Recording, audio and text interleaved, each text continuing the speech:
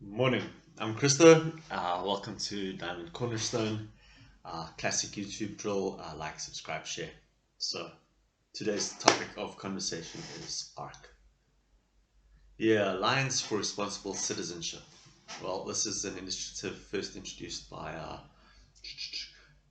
on the Joe Rogan Show by Jordan Petersen. And me being me, I synergize and I stare at this and I think, wow, what an initiative. So first thing is you go look at the vision.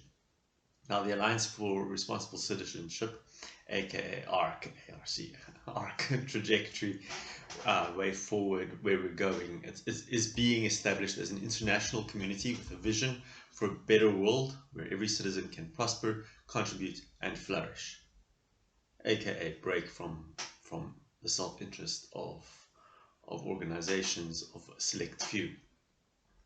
The core belief, our core belief, is that everyone has intrinsic worth and something to contribute, and humanity has an extraordinary capacity for innovation and ingenuity. And so, yeah, there's me, and I'm staring at this and I'm thinking, wow, for the first time in like 60 years, we have a joint vision for everyone.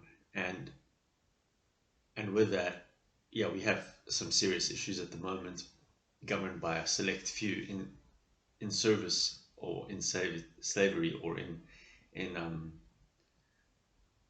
I think we're vassals, in vassalship to a very elite body of organizations under, like, let's say, the World Economic Forum and the World Health Organization and the United Nations. But yeah, with a new vision, we can actually get somewhere. So ARC isn't about so much, it's got the vision, but now we've got to ask the questions, aka make the current assessment and then reflect and learn lessons. And this is going to cut our character, and from there we can actually blow open a whole new system. We can revolutionize Earth and humanity and the human experience. Now, how does the diamond fit in? I believe, as I've always said, that the diamond synergizes and gives us a new lens, a new perspective to see the world. So with that, we have to tell 8 billion stories, cherish 8 billion diamonds, and each diamond has the responsibility or necessity to aspire to unlock the diamond body, or the diamond aspire within each of us. So the questions that are asked and that we're seeking answers for, okay, in their words, ARC's questions. We are seeking answers to some of today's most important social, economic, cultural, and moral questions, including vision and story. Can we find a unifying story that will guide us as we make our way forward? Can we find a unifying story that will guide us as we make our way forward? I believe joy binds the ages. And this can only be found in spirit, because the frequency of joy, love, joy, peace, patience, kindness, goodness, they're all higher frequencies. Now, if you look at the red diamond is divine, and it's running at a scalar frequency of 700 plus. So what binds all of us, what is key to every single diamond aspire, is be a good oak, be a good person. It's that joy, it's that love, it's that peace. Responsible citizenship is next. How do we facilitate the development of a responsible and educated citizenry? It's not through a national school system, because the whole school system, according to me, I'm a curriculum writer, is only written for, let's say, like 20% of learners, of students, of people. The rest of us, we learn through getting involved, doing, to actually have people sitting in rows of desks, in desks. It's like a plantation. It's like It's man-made. It's not spontaneous. It's not human. It's not real. It's false. And then from there, you actually the whole school system was designed for a simple reason: is to get people into rows and desks to conform to go and work in factories, be part of the production line. And that's not that's not that's not education. Responsible citizenry. Look, 90% of us want to be responsible adults. Okay? Responsible people, responsible for our communities. You can't go, Jordan speaks about make your bed, get your room tidy. You know why? Because that shows how your brain is tidy, your thoughts are tidy. And if you just follow a basic diamond process, you can make your bed on a diamond. Define task, make bed, plan. Okay, strip the bed, shake out the sheets, make the bed. Then you'll develop, you've got the sheets, you've got the bed, you've got the HR. Then you do it, and then you assess, okay, do you want hospital corners? How do you want it? And then you reflect. Is the covering smooth? Did you fluff the pillows? Learn lessons. Yeah? Tomorrow morning when you climb in, or at least tonight, depends how old you are. But yeah, I suppose tomorrow morning you can actually make your bed before you climb into it. But make your bed. Just start the day on a good note. Okay, social fabric and family. What is the proper role of the family, the community, and the nation in creating the conditions for prosperity? We've lived 4,000 years in slavery. And in the past 100 years, we've broken the whole social fabric of the family unit, the nucleus. There's a whole movement at the moment not to have kids. Because we want to bring kids into this world. I heard it in The Rock, some movie in 1996 with Nicolas Cage and Sean Connery. And he's sitting there strumming, Nicolas Cage is strumming his guitar saying, who would want to bring a kid into this world? VX, poison, gas rockets, blah, blah, blah. And then his girlfriend says, hey, I'm pregnant, we got to get married. And he's like, what? Oh, that's great, marvelous. Believe me, when my wife told me we're pregnant, everything changes. It's beautiful. It's life. It's living. Okay, but the thing is, we've got to look at how does the family structure come together? And then family structures build communities. And it's all about collective nouns. Individual, family is a collective noun for 3 to 4 to 5 individuals. Families come into community, and community is a collective noun for families and businesses. And a nation is a collection of communities. Okay, free enterprise and good governance. Well, now we are free to trade. Who is it that some economic forum can decide who trades with who's allowed specific stuff? We're living in a global village. I can order something today from Australia and it will be in South Africa within a week. I have ordered stuff from the States and it's been here within like 3 or 4 days because it literally gets packaged onto a plane and flown out tonight. I was on a kibbutz in obviously Israel, and these guys specialized in aquaculture where they were shipping koi out of Israel into Europe overnight. I met a guy, he's got a gluten-free factory making bread, and every Tuesday and Thursday they fly out, they own the airplane, they fly gluten-free bread to Perth.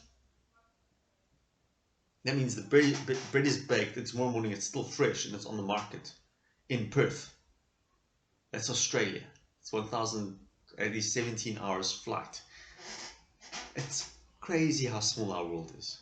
But with this, we have to look at how do we govern our corporate, social, and political organizations so that we promote free exchange and abundance while protecting ourselves against cronyism and corruption. Now, I've got a very big thing about corruption and cronyism. If you look at the diamond, corruption is the theft of energy from the system. Theft of energy. Now, energy is, our money is currency, as in current, as in flow. Current flows, electrical current flows. Money must flow. And as soon as energy is stolen from the system, money is stolen from the system, we actually break the system. So somehow we've got to figure out how to protect ourselves from corruption, from theft. Thou shalt not steal. You shall not steal other people's potential energy and current energy. This is getting kind of hectic. Okay, energy and resources. Now we're just talking straight energy and resources. Electricity, fossil fuels, nuclear, uh, renewable energy sources. How do we provide the energy and other resources upon which all economies depend in a manner that is inexpensive, reliable, safe, efficient, including the developing world? Now I'm in the developing world, and last night we've got what's called load shedding. What's called load shedding here. It's basically the grid. There isn't enough power to energy, electricity being generated for the whole grid. So we've got to take, everybody gets like about 6 to 8 hours every day, where it's called load shedding, where it's just a blackout. It's crazy. Last night I was just pondering this whole scenario, and I was thinking, but the energy should be free, and what we pay for electricity is for infrastructure, because technically speaking, no one's creating the energy. If it's a hydroelectric plant and the water is flowing through turbines, it's already had its overhead paid. Therefore, the maintenance of the hydroelectric plant, that's what we've got to pay for, not the energy. We've got to pay the maintenance. It's a different cost valuation. Even where we're burning coal, the furnaces are running. So it's not like we're doing manual labor to feed coal furnaces.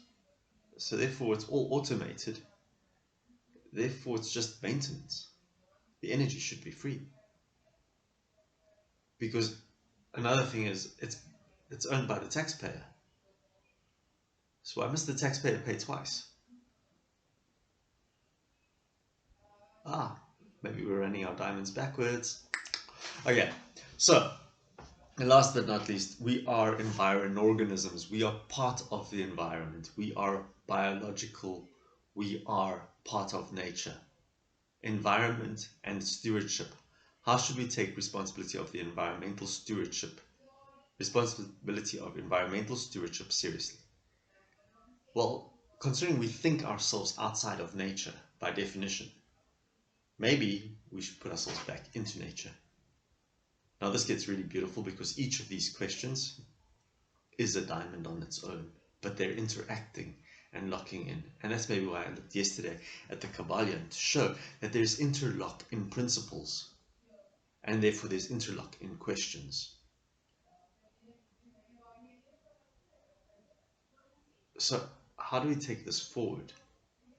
Well, personally, I'd say we adopt the diamond, we adopt the aspire, and we use it as a model to connect the questions and synergize how the arc is constructed, because otherwise it's just terminology and long sentences without something to hook it onto. Now, I like an umbrella. Coming from education, we have umbrellas. So there's an umbrella called language studies, and in language studies we always look at reading, writing, listening, and speaking.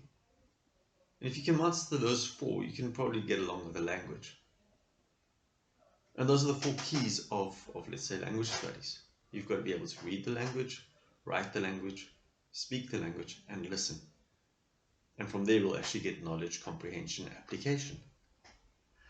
So likewise, if we look at this and the synergy, the diamond and the aspire can actually give us different facets of a really, really, would want to think it's complicated, but it's actually all just one thing, because each aspect here is a facet of a diamond, but it's also facets on their own. And this is where the fractals of diamonds come in as well. But yeah, that's a chat for another day. I'm currently working on the advanced cut and the fractal nature of diamonds, but I'll share that with you on a different occasion. So how do we bring ARC together? We adopt the model. I believe the model can help. Otherwise, we're just talking in circles. And this model can be three-dimensional if we adopt the diamond. I believe it's a good model for going forward into our new earth, and getting us out of the slavery of the past 4,000 years. So many blessings for the day. Welcome to Diamond Cornerstone. You are the diamond. Aspire.